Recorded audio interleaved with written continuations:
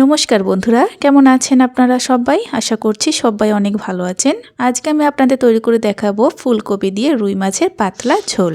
শীতকাল মানেই কিন্তু যে কোনো রান্নাতে ফুলকপি থাকবেই, তো সেই রকমই ফুলকপি দিয়ে আজকে রুই মাছের ঝোল করব। একদম হালকা মশলাতে তৈরি করে দেখাবো, আর বানানোর পদ্ধতিটা এতটাই সহজ মনে হবে, কোনো রকম ঝামেলাও মনে হবে না, খেতে অনেক সুস্বাদু হয়। তো রেসিপিটা অবশ্যই প্রথম থেকে শেষ পর্যন্ত দেখবেন, আশা করি ভীষণ ভালো লাগবে আপনাদের। তো চলুন শুরু করে দিই আজকের রেসিপি। তো প্রথমে এখানে আমি নিয়ে নিয়েছি রুই মাছ।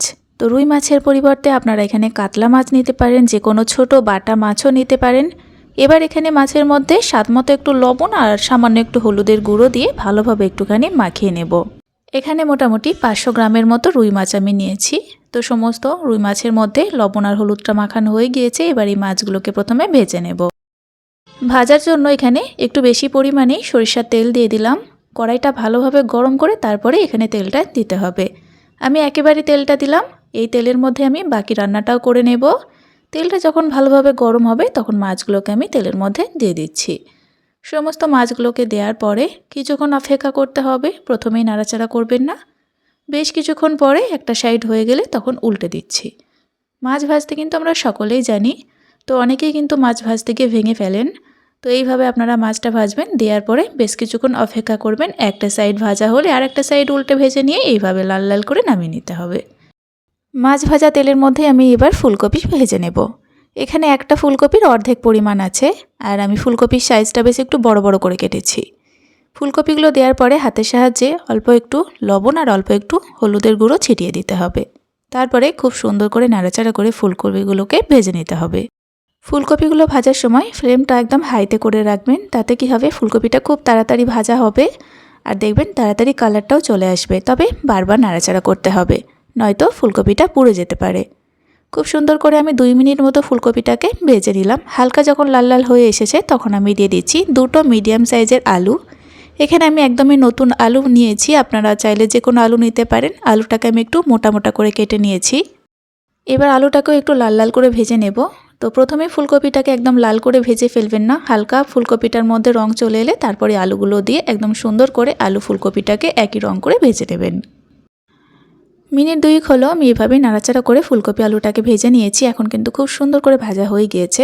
এবার আমি দিয়ে দিচ্ছি এখানে পেঁয়াজ কুচি। এখানে আছে একটা মিডিয়াম সাইজের পেঁয়াজ কুচি, ঝালের জন্য 2টো কাঁচা লঙ্কা আর একটা মিডিয়াম সাইজের টমেটো কুচি দিয়ে দিলাম। এবার স্বাদ মতো লবণ দিয়ে দিলাম।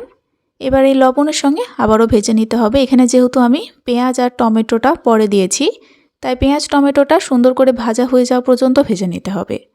এখানে আমি কোনো রকম ঝামেলা ছাড়াই রান্নাটা তৈরি করব। আগে থেকে ফুলকপি আলু কোনো কিছুই ভেজে তুলে রাখার দরকার নেই।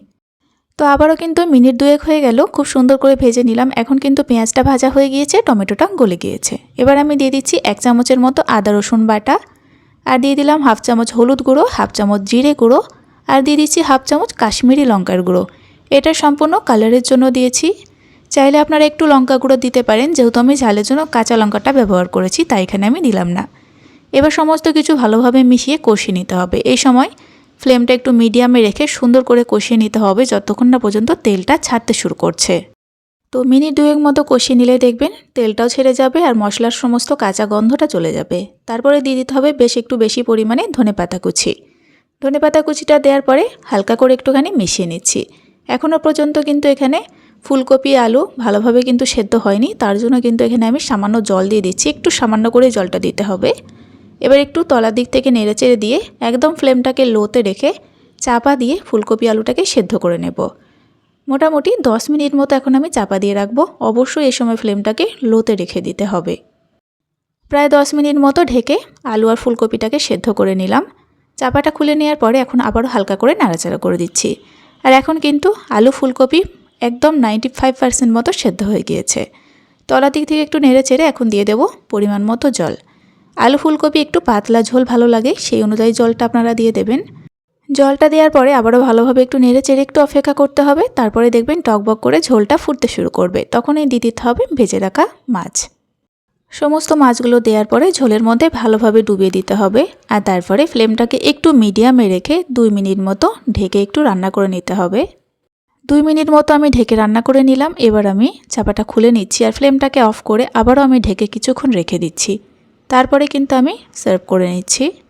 তৈরি হয়ে গেল বন্ধুরা একদম হালকা মশলায় সুস্বাদু আলু ফুলকপি দিয়ে রুই মাছের ঝোল। রান্নাটা যতটা সাধারণ খেতে অনেক সুস্বাদু হয়। আপনারা বেশি মশলা পছন্দ না করলে এভাবে একবার বানিয়ে দেখতে পারেন, খেতে অনেক টেস্টি হয়। শীতকালে এরকম একটা রেসিপি থাকলে ভাতের পাতে আর অন্য কিছু দরকার পড়ে না। আপনারা অবশ্যই তৈরি করবেন, আর কেমন লেগেছে একটা কমেন্ট করে জানাবেন, তার সঙ্গে একটা লাইক দেবেন।